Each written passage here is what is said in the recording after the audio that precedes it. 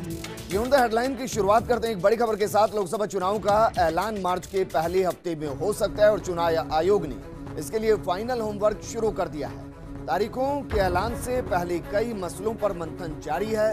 त्योहार, परीक्षा, मौसम, खेती, सुरक्षा बलों की उपलब्धता पर मंथन जारी है। वर्तमान लोकसभा का कार्यकाल 3 जून को हो रहा है खत्म। राजनीतिक पार्टियां तो पहले से ही जुटी तैयारियों में। 5 राज्यों के विधानसभा चुनाव की तारीखों का ऐलान भी इस दौरान संभव है। और ये कौन कौन से राज्य, ये भी हम आपको बता रहे हैं। जम्मू एंड कश्मीर, सिक्किम, आंध्र प्रदेश, ओडिशा और अरुणाचल प्रदेश, ये वो 5 राज्य जहां पर लोकसभा चुनाव के साथ चुनाव हो सकते हैं। मेरे साथ मेरी सहयोगी अदिति नागर मेरे साथ जुड़ चुके हैं। अदिति, जानना चाहेंगे जिस तरीके से ऐलान का जिक्र यहां पर हो रहा है कि मार्च के पहला सप्ताह के अंदर ही ये बताया जा सकता है कि तारीख क्या होगी आम चुनाव की। बिल्कुल, देखिए विजेंद्र, अब क्योंकि एक बड़ी खबर है, बड़ी तैयारी, और सबसे ज्यादा तैयारी इसमें चुनाव आयोग को ही करनी होती है। और ऐसे में उन्होंने प्रदेशों के जो निर्वाचन आयोग के सदस्यों के साथ, तमाम लोगों के साथ यहाँ बैठक भी कर ली है, पूरी तैयारी कर ली है। और देखिए 3 जून को जैसे आप बता रहे हैं इनका कार्यकाल खत्म हो रहा है, तो ऐसे में अब मार्च मिड तक ये प्रेस कॉन्फ्रेंस कर दी जाएगी कि कब चुनाव होंगे, कितने फेज में ये चुनाव होंगे।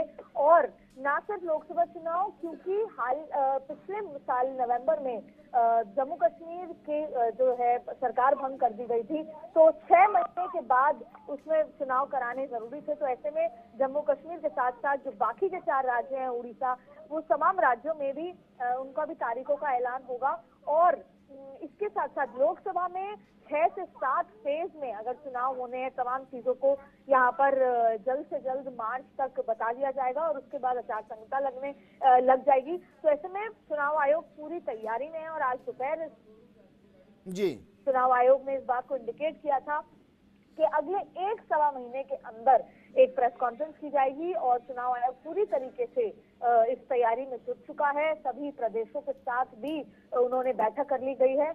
और इसके साथ साथ ये छुट्टियां, क्योंकि जब जहां पर वोटिंग होगी वहां स्कूलों में होगी, त्योहार, तीज त्योहार, तमाम चीजों को मद्देनजर रखते हुए ये पूरी तैयारी कर ली गई है। और जल्द ही इसको फाइनल रूप देकर ये अनाउंसमेंट कर दिया जाएगा।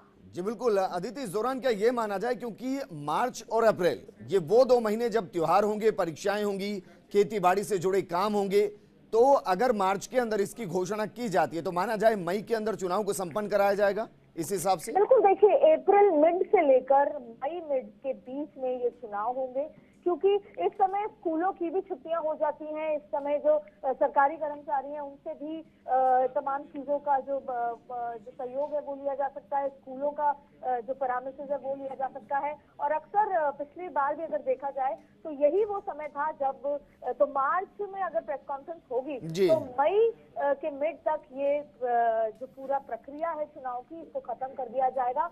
और जिस उनको एक कार्यकाल खत्म हो रहा है तो उससे पहले, और पिछली बार भी 21 मई तारीख थी जब प्रधानमंत्री मोदी जो पूरी घोषणा हो गई थी और प्रधानमंत्री बनकर वो दिल्ली आ गए थे, तो यही आसपास की तारीखें होंगी और ये तमाम चीजें होंगी। जी बिल्कुल, और मार्च में लगभग ये तस्वीर साफ भी यहाँ पर होती नजर आएगी। शुक्रिया अदिति हमारे साथ जानकारी साझा करने के लिए। तो बड़ी घोषणा या कहें कि बड़ी खबर फर्स्ट इंडिया पर की मार्च के पहले सप्ताह में ये तारीख तय हो सकती है कि लोकसभा चुनाव कब होंगे और जो उनके साथ 5 राज्य हैं उसके चुनाव क्या साथ कराए जाएंगे या तारीखों के बीच में कुछ अंतर रखा जाए।